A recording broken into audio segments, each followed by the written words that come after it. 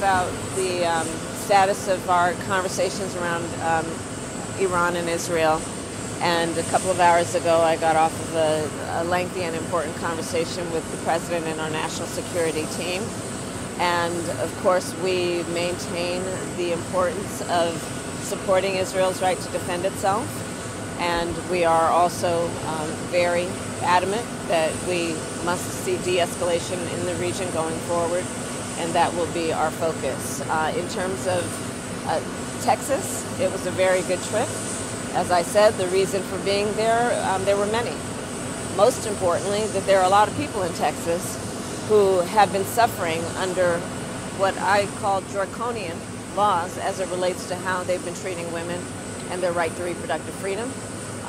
It was also and is ground zero in terms of one of the most draconian laws in the whole country that have come about because of Donald Trump and what he did to select 3 members of the United States Supreme Court with the intention that they would undo the protections of Roe v. Wade.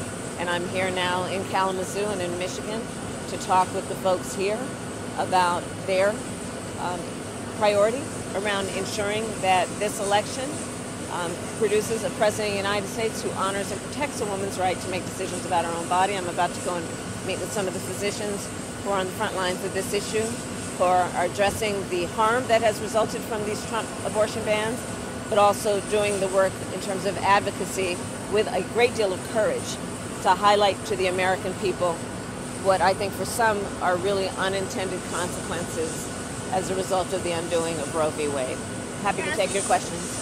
When it comes to abortion rights and talking with the providers today, what can we expect from those conversations? And will we hear more of that in your speech tonight with former First Lady Michelle Obama? Yeah, well, like I said, even last night, and I've been meeting with healthcare providers for the last 2 years since the Dobbs decision came down.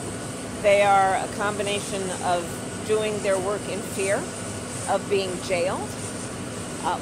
We are seeing that, for example, medical students are now more reluctant than ever to go into reproductive health care fields for fear that they could be criminalized. We are seeing the impact of these laws causing clinics, healthcare clinics, to shut down. Those clinics that, yes, provide abortion care, but also PAPs, breast cancer screenings, HIV testing. And so the physicians that I've been talking with are concerned about this myriad of issues that have highlighted the fact that because of Trump and what he did with the Supreme Court, we are looking at a healthcare crisis in America, which is affecting people of every background and gender. Ma'am, on Iran, on the Middle East, there are reports from the UN that about 1 in 5 Lebanese people are now displaced because of the ongoing war.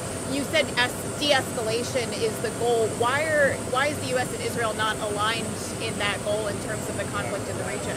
Well, we've been very clear with everyone in the region, and in fact, that's why Tony Blinken was there for several days this week, that we want to work toward ending this war. This war must end. We must get the hostages out and work toward a 2-state solution.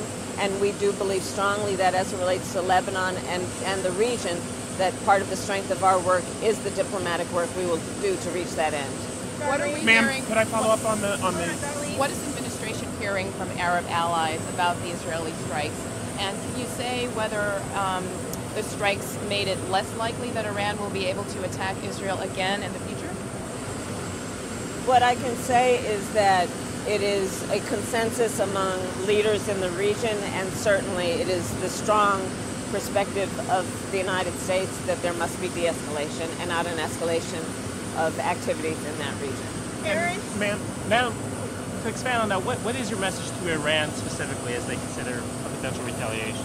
Listen, I feel very strongly, we as the United States feel very strongly that Iran must stop what it is doing in terms of the threat that it presents to the region, and we will always defend Israel against any attacks by Iran in that way. Okay, Ma'am, one more. Ma'am, on Everybody, we abortion. have to get back to the cars. Everybody, we're going to follow Kate this way. Thank you all very much. Whoever's the door, thank you very much. Everybody.